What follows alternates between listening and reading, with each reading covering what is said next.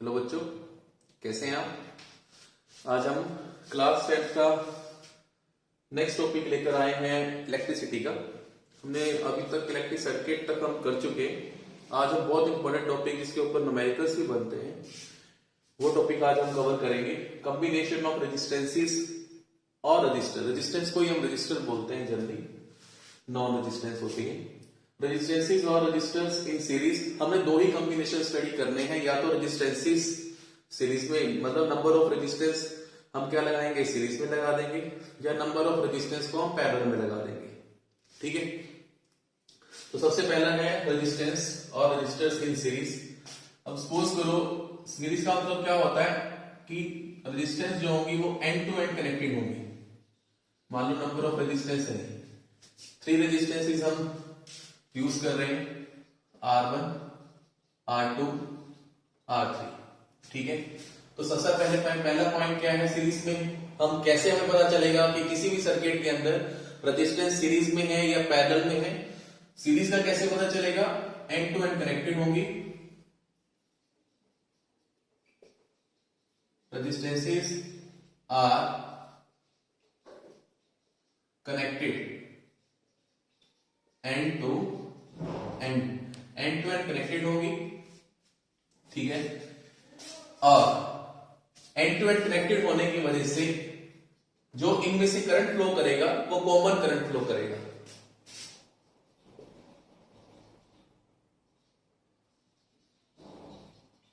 Common current is flowing through the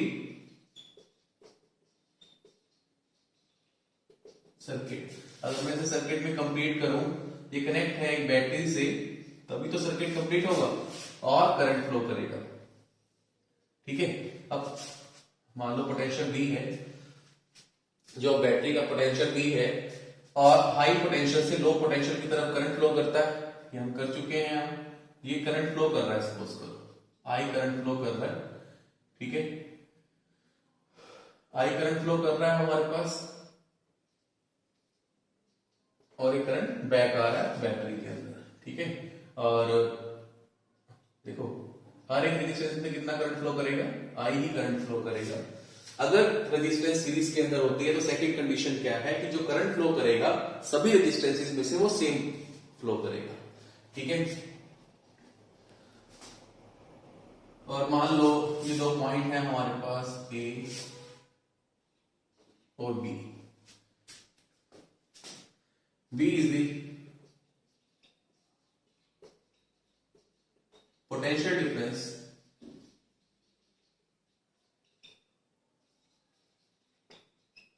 across, जो हम AB length लेकर चल रहे हैं इसके क्रॉस। क्योंकि देखो, अगर सपोज करो ये V पोटेंशियल, हमने इसको दे रखा है, बैटरी के पास V पोटेंशियल है, तो हाइयर को हमने V दे दिया, लोअर को हमने 0 बोल दिया, तभी तो पोटेंशियल डिफरेंस कितना हो जाएगा, V माइनस 0 V ही रहेगा। हाइयर टू लोअर क्या मूव करेगा, करंट फ्लो करेगा। अब देखो यहां से जब हम A तक जा रहे हैं, कोई रेजिस्टेंस नहीं है, कनेक्टिंग वायर है, कनेक्टिंग वायर की रेजिस्टेंस 0 होती है, तो यहां से जब A तक करंट जा रहा है तो मतलब सेम पोटेंशियल फ्लो कर रहा है, क्योंकि कोई रेजिस्टेंस ऊपर नहीं हो रही है। ठीक है, यहां से B तक भी सेम पोटेंशियल फ्लो कर रहा है, मतलब A पर V पोटेंशियल आ रहा है, B पर 0 पोटेंशियल आ रहा है। ठीक है, कोई बीच में रेजिस्टेंस नहीं आ रही है जिससे पोटेंशियल का ड्रॉप नहीं हो रहा। अब हम आ जाते हैं, देखो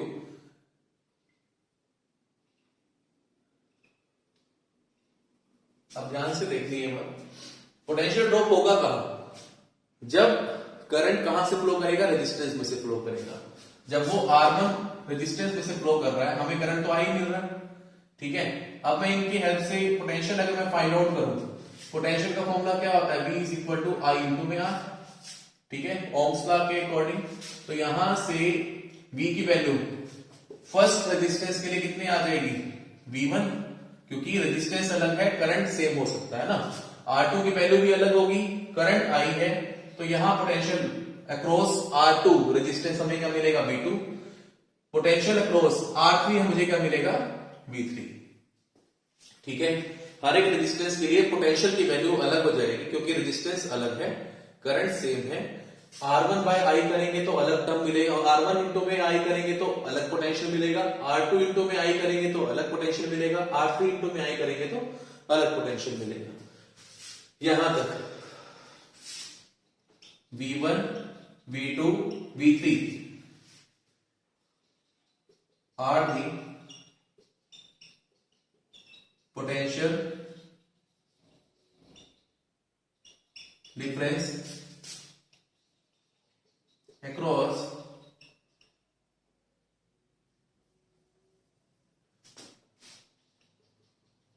resistance R1, R2 and R3 respectively। And conclusion क्या है कि अगर हमारे पास रेजिस्टेंस सीरीज के अंदर है तो करंट हमेशा क्या रहेगा, करंट की वैल्यू हमेशा सेम रहेगी हर एक रेजिस्टेंस के अंदर, और पोटेंशियल की वैल्यू क्या रहेगी, हर एक रेजिस्टेंस के लिए डिफरेंट होगी। ये आपने बात ध्यान में रखनी है, ठीक है। V1, V2, V3 are the potential difference across resistance R1, R2 and R3 respectively. अब देखो टोटल पोटेंशियल जो मैंने दिया था वो V था, वो किससे इक्वल हो जाएगा, जितना पोटेंशियल ड्रॉप V1 हुआ, जितना सेकंड रेजिस्टेंस में और जितना थर्ड रेजिस्टेंस में, V1 plus V2 plus V3, ठीक है ना। टोटल पोटेंशियल तो मैं V दे रहा हूं, वो स्प्लिट हो रहा है V1, V2 और V3 के अंदर। अब यहां से देखो V1 अगर मैं फाइंड आउट करूं तो ओम्स लॉ लगाना है, I इंटू में R होता है, करंट तो सेम है, रेजिस्टेंस है R1। V2 अगर मैं लगाऊं तो I इंटू में R2, और V3 अगर हम करें I इंटू में R3, ठीक है। ये वैल्यूज हम पुट कर देंगे, और V क्या होता है हमारे पास, I इंटू में R, ठीक है। अब यहां जो R आएगा वो R इक्विवेलेंट आएगा हमारे पास, ठीक है ना। रिजल्टेंट या हम बोलेंगे कॉम्बिनेशन करने के बाद जो हमें रेजिस्टेंस मिलेगी, तो हमारे पास क्या हो जाएगा, ये I इंटू में R1 प्लस I इंटू में R2 प्लस I इंटू में R3। तो यहां से RE की वैल्यू आ जाएगी, क्योंकि देखो I है, I यहां common out low, R1 plus R2 plus R3, I से I कैंसिल आउट, RE की फाइनली वैल्यू हमारे पास आ जाएगी R1 plus R2 plus R3। अगर रेजिस्टेंस सीरीज में होती हैं तो जो इक्विवेलेंट रेजिस्टेंस आती है, जो ये जो रिजल्टेंट रेजिस्टेंस आती है, वो इनका क्या हो जाती है, कॉम्बिनेशन हो जाती है। दैट मींस कि सर्किट को अगर मैं एक ही सर्किट, एक ही रेजिस्टेंस से अगर मैं शो करना चाहूं तो वो इस फॉर्म में हो जाएगी। जो हमारे पास R इक्विवेलेंट आ गई है वो किससे इक्वल है, R1 plus R2 plus R3 की इक्विवेलेंट है, और यहां से करंट I फ्लो कर रहा है, पोटेंशियल ड्रॉप तो V है ये, ठीक है। मैंने अब तीनों रेजिस्टेंस को कंबाइन करके एक ही रेजिस्टेंस में कन्वर्ट कर दिया, और RE की वैल्यू हमारे पास आ गई R1 plus R2 plus R3, ठीक है। तो रेजिस्टेंस सीरीज में आपको ध्यान में रखना है कि हर एक रेजिस्टेंस में से करंट जो है वो सेम फ्लो करेगा और पोटेंशियल डिफरेंट होगा, और पैरेलल में उसका अपोजिट हो जाता है, ठीक है, यहां तक। और एक और, अगर मान लो रेजिस्टेंस 4 होती, मतलब अगर हम फॉर्मूला अगर हम क्या करेंगे, RE का जो जनरल फॉर्मूला आ जाता है हमारे पास, ये तो हमने 3 रेजिस्टेंसेस देकर चले ना। अगर n नंबर ऑफ रेजिस्टेंसेस है तो क्या हो जाएगा, R1 plus R2 plus R3 plus सो, जितनी नंबर ऑफ रेजिस्टेंस आप सीरीज में लगाते जाएंगे वो ऐड होते जाएंगे, ठीक है।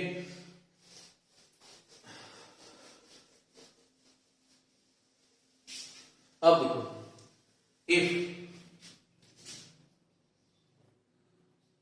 all the resistances connected in series, all the resistances connected in series have same value, that is R।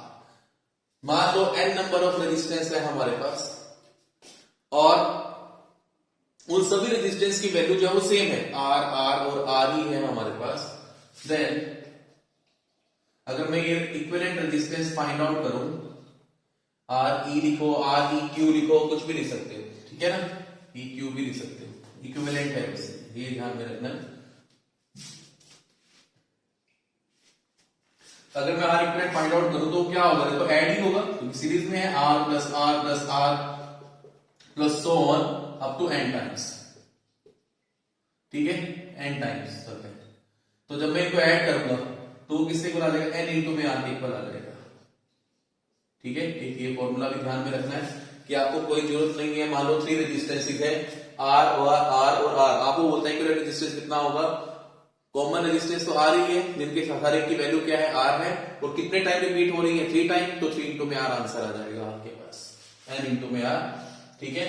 तो यहां से जो इक्विवेलेंट रेजिस्टेंस आती है, जो भी रेजिस्टेंस गिवन है उससे उसकी ज्यादा ही वैल्यू होगी, उससे उसकी ज्यादा ही वैल्यू होगी इंडिविजुअल रेजिस्टेंस, ठीक है, रेजिस्टेंस सीरीज के लिए ना, नोट डाउन करो, ठीक है। अब हम करते हैं सेकंड पार्ट जो है हमारे पास, सेकंड टाइप ऑफ कॉम्बिनेशन,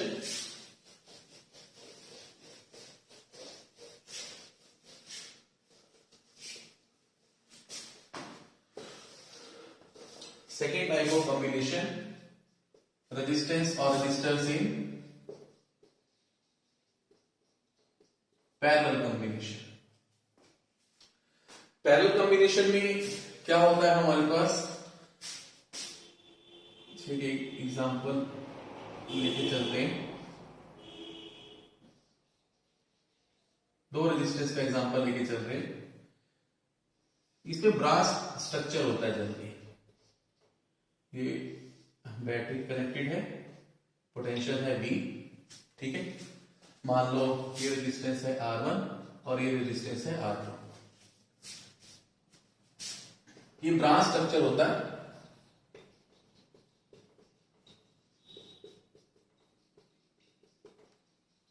देखो ना, ब्रांच, यहां से एक ब्रांच वायर यहां चलेगी, एक यहां चलेगी, ब्रांच स्ट्रक्चर है जो एक दूसरे के पैरेलल होती है, ब्रांचेस होती हैं वायर, मतलब वायर जो कनेक्ट होंगी वो पैरेलल टू ईच अदर होंगी, ठीक है।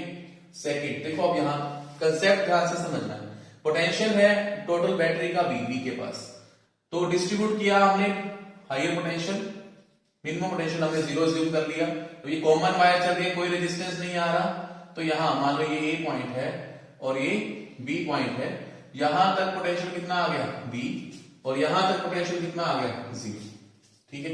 अब इसमें क्या होता है हमारे पास, सीरीज का अपोजिट होता है कि जो पोटेंशियल होगा, potential across each resistance is same, potential same होता है, अब करंट जो है वो डिफरेंट फ्लो करता है,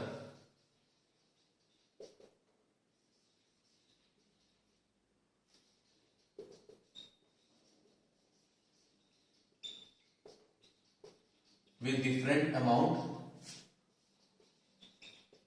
across each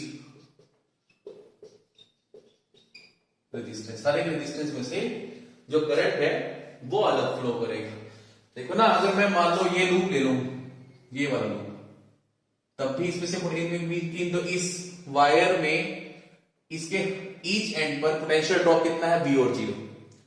अगर मैं ये वाली रेजिस्टेंस पिक करूं, अभी भी इस रेजिस्टेंस के क्रॉस पोटेंशियल ड्रॉप कितना है, V और 0, पोटेंशियल ड्रॉप सेम रहता है, करंट स्प्लिट हो जाता है, अगर वो करंट तो ऐसे फ्लो कर रहा है, करंट तो आई फ्लो कर रहा है, ये करंट आया, अब ब्रांच हो गई, ब्रांच होने से क्या हुआ, सपोज करो कि I1 करंट यहां फ्लो कर गया R1 रेजिस्टेंस से, I2 करंट यहां फ्लो कर गया, फाइनली फिर कंबाइन होगा, I करंट वापिस बैटरी में आ जाएगा, ठीक है ना, फाइनली आना तो करंट I वापिस ही, ठीक है। तो यहां पर क्योंकि हमें करंट स्प्लिट मिल रहा है, तो that means total current I is equal to I1 plus I2 के इक्वल होगा, और यहां से अगर मैं करंट की वैल्यू फाइंड आउट करूं तो वो V बाय R होगी, ठीक है। तो दैट मींस यहां हो गया ये V बाय R इक्विवेलेंट, ये हो गया V bye R1 V by R2, ठीक है। I1 is V bye R, तो I1 की value V bye R1, I2 की value V by R2, potential same है इसलिए V ही रखा, V कॉमन आउट आकर कैंसिल आउट हो जाएगा, फाइनली R इक्विवेलेंट किससे इक्वल आ जाएगा 1 by R1 plus 1 by R2 equivalent आ जाएगा। ठीक है, यहां तक 1 by R1 plus 1 by R2। इसको रीअरेंज कर लो, एलसीएम पिक कर लो, यहां से R1 R2 एलसीएम आ गया 1 by R equivalent is equal to, यहां आपने R1 R2 एलसीएम लिया, यहां पर रह गया R1 प्लस R2।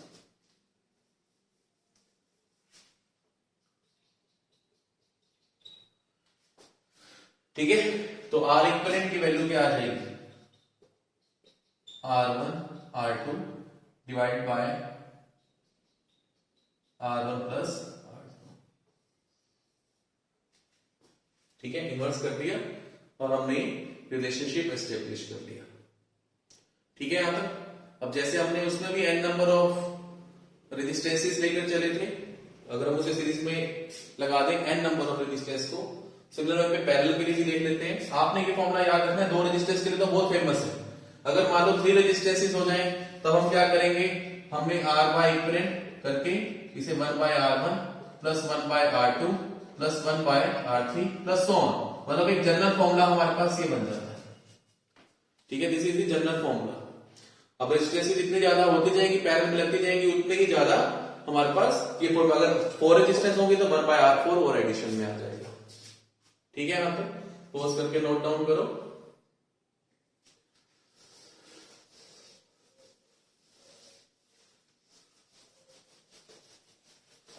हाँ देखो, से n number of same resistance, same amount resistances, जिसे मैंने R ही बोल दिया, R कनेक्टेड इन पैरेलल। अगर n नंबर ऑफ रेजिस्टेंसेस जो है वो कनेक्ट है पैरेलल में, तो इसका मतलब क्या हुआ, R इक्विवेलेंट हम कैसे निकालेंगे, 1 by R1 plus 1 by R2 plus 1 by R3 plus so on up to n times. ठीक है, तो फाइनली ये क्या बन जाएगा, n बाय R बन जाएगा। R1 R2 R3 की जगह क्या आएगा, सारे रेजिस्टेंसेस आपके पास क्या है, R ही है ना, 1 by R plus 1 by R plus 1 by R, उसे आप रिपीट करते जाओगे n टाइम्स तक, तो ये बन जाएगा n बाय R। ठीक है, और ये क्या चल रहा है, R इक्विवेलेंट चल रहा है, तो यहां से R इक्विवेलेंट की वैल्यू क्या आ जाएगी, R बाय n। तो आपने अब ये ध्यान में रखना है, अगर सीरीज था तो n इंटू में R आ रहा था, पैरेलल में है तो R बाय n आता है, और R इक्विवेलेंट की वैल्यू हमेशा कम रहेगी इंडिविजुअल रेजिस्टेंस से। इंडिविजुअल रेजिस्टेंस से इसकी वैल्यू हमेशा क्या रहेगी, कम रहेगी। उसमें क्या होती थी, इंडिविजुअल रेजिस्टेंस से हमेशा वैल्यू क्या रहती थी, ज्यादा रहती थी। ठीक है, तो ये हमारे पास कॉम्बिनेशन ऑफ रेजिस्टेंसेस हमने किया, थ्योरी पार्ट किया है, इतना नोट करो। अब हम न्यूमेरिकल करेंगे इसके ऊपर बेस्ड।